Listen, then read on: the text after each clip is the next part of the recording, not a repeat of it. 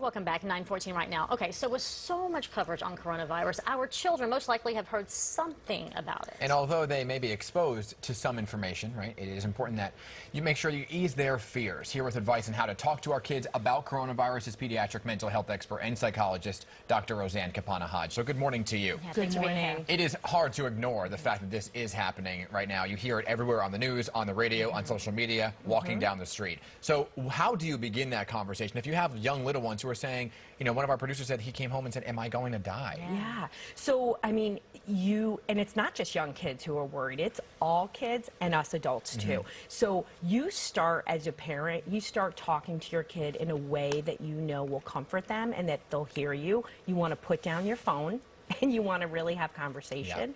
You want to pay attention to their body language when they're talking to you. Do they look upset? Do they look like they're squeamish? Are they tearful? Are they crying? And you just have a developmentally appropriate conversation. Always start with, what do they know?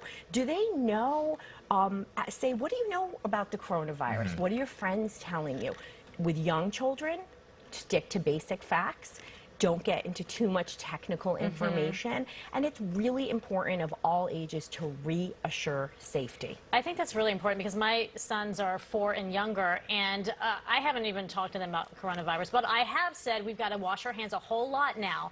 And I didn't know if I should go even further in that conversation, but I don't know if they're fully going to grasp it. You know, so kids, again, meeting kids where they're at in their developmental age, you know, it's appropriate to say to a 4-year-old, you know, there's a bad virus going around. You know, sometimes, do you remember, honey, when you got that tummy bug and you weren't feeling good? And they'll say, yeah, that was stinky or whatever it is.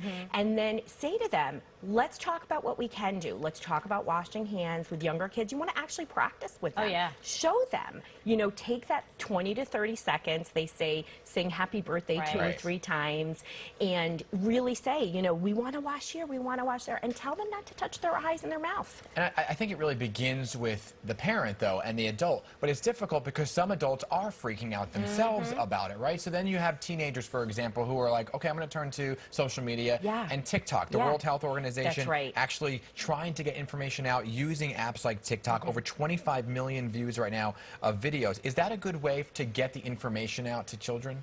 Well, you know, certainly teenagers are on social media, and so are adults. And a lot of adults, social media is the primary source of their news. So it's great that the World Health Organization is putting accurate information, because boy, is there a lot of misinformation.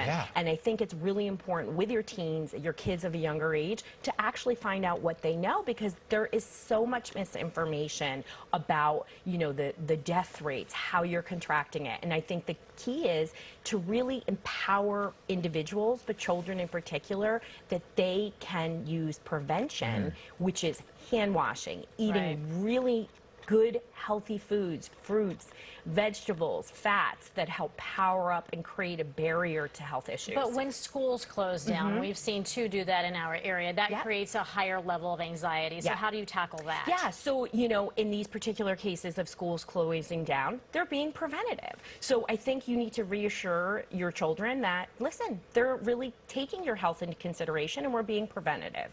And, you know, kids, when you check in with them and you have conversations without being completely freaked out yourself, they are able to be reassured and calmed. And I think that's important too. And you have to realize that they are looking to you. And so if you are running to the store and coming home with this extra large stock of supplies here, like you're going to hunker down for days, it begins with you. Because they're looking at you and say, well, why are we, if we're not freaking out, Ma and Dad, why are we stocking up on all these supplies? You got to balance that out. Because you do have to protect yourself, and some people are saying stock up. Absolutely. And, you know, again, it's all about conversation. You know, all of our relationships are based on conversations. And we are, our job as parents is to create happy, independent kids, and so by talking them to about their fears, but controlling yours as well. And you can have a balanced approach, like, I'm stocking up on a couple extra supplies just to keep our family healthy, not because the world is ending. Doctor, thank you. Don't say the world's ending. That's never a good thing. No, it's never a good thing. I appreciate you coming in. Thank you for the advice as well. And for up-to-minute information on coronavirus, don't forget, you can get it all laid out on pix11.com/coronavirus. Appreciate it. Absolutely. And coming up, as more people talk about the importance of mental health, though, employers are getting on board